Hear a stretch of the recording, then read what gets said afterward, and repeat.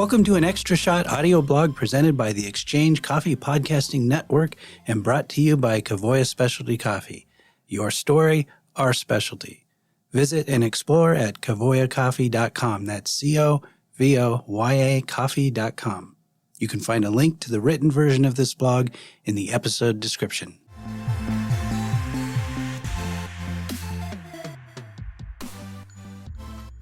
Getting started with a green coffee supplier. You've been Googling, and it's not helping.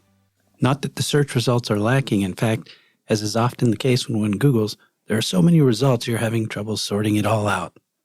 Green coffee suppliers, 87 million results. Green coffee traders, 41 million results. Green coffee importers, 37 million results. And holy moly, all you want to do is purchase green coffee, but that phrase produces 600 million search results.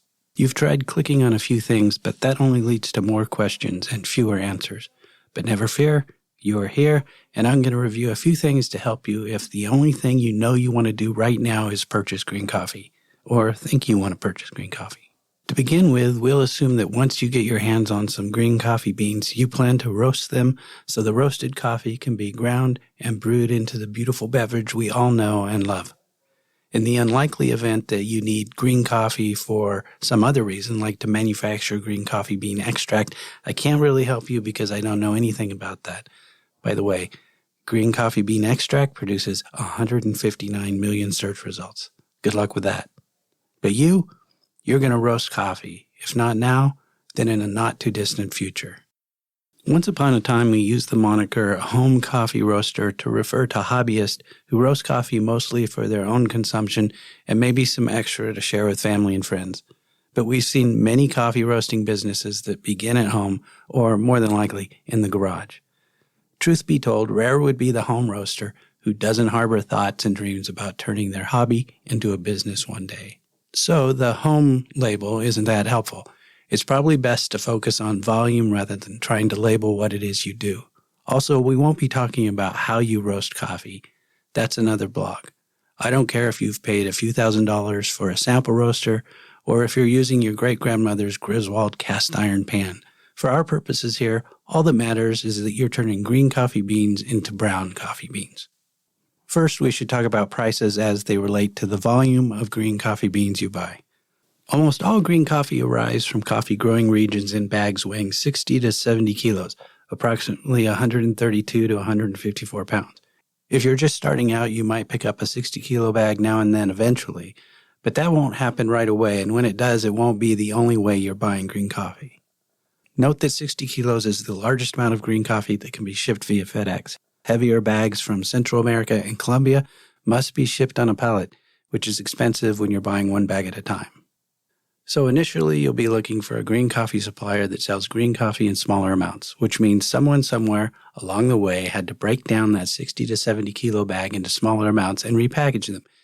In the same way that we pay more at the grocery store for cut fruit than we do for whole fruit because somebody had to do the work, you will pay more per pound for less green coffee. A coffee that might cost you $4 per pound if you're buying 132 pounds might cost twice that per pound in smaller packages. Point being, and by way of managing expectations, when you're just starting out roasting, you'll probably be paying near roasted coffee prices per pound for green coffee, and you probably won't be buying from a green coffee importer. In fact, your first green coffee supplier might be a coffee roaster too.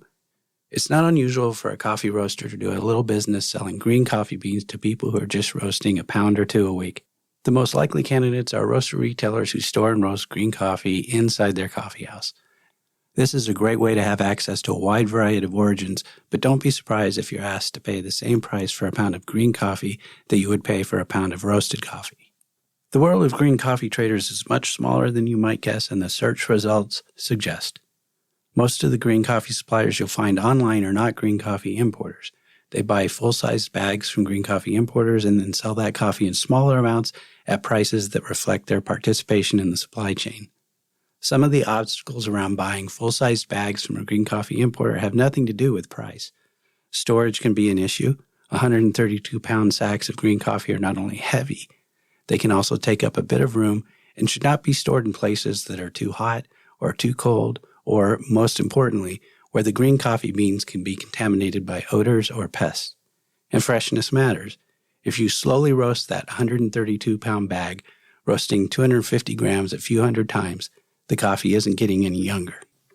Finally, green coffee importers are wholesale operations that don't charge tax because they are selling business to business. So you won't be able to buy green coffee wholesale until you're selling the coffee you roast. Even if your green coffee supplier claims they are selling small amounts of green coffee at wholesale prices, this might only be true relative to the full-blown retail price for roasted specialty coffee. If you want to understand what wholesale green prices look like as your business prepares for pallet-sized purchases, check the full sack prices quoted by green coffee importers. Once you start selling roasted coffee, you're likely ready or close to ready to buy 60-kilo bags of green coffee. The next goal will be to buy several bags at once, including 69 and 70-kilo bags, all stacked on a pallet.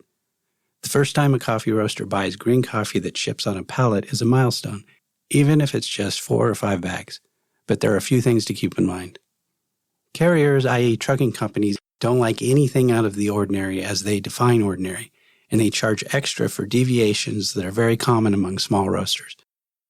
Don't have a loading dock, so they need to use their liftgate? They charge extra. Is your coffee being delivered to a location not zoned as commercial? They charge extra. Is your location not accessible by an 18-wheel truck? They charge extra.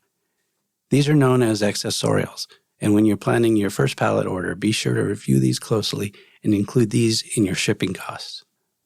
But when that time comes, rather than being annoyed at the expense, stop to consider how far you have come that you must think about accessorials because you're about to purchase green coffee in full-sized bags stacked on a pallet. Hopefully you'll be looking back on a great journey and looking forward to the day when multiple bags turn into multiple pallets at a time.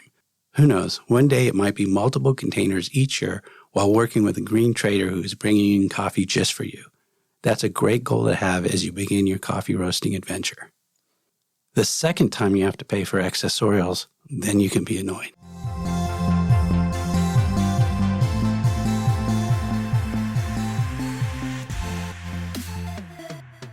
You've been listening to Getting Started with a Green Coffee Supplier, an extra shot audio blog written, read, and produced by Mike Ferguson, presented by ECPN, and brought to you by Kavoya Specialty Coffee. Our theme music is Green Vibes by Same Strats, used under Creative Commons. You can contact us with fully randomized observations and notes from the future at coffeetheexchange@gmail.com. Thanks for listening.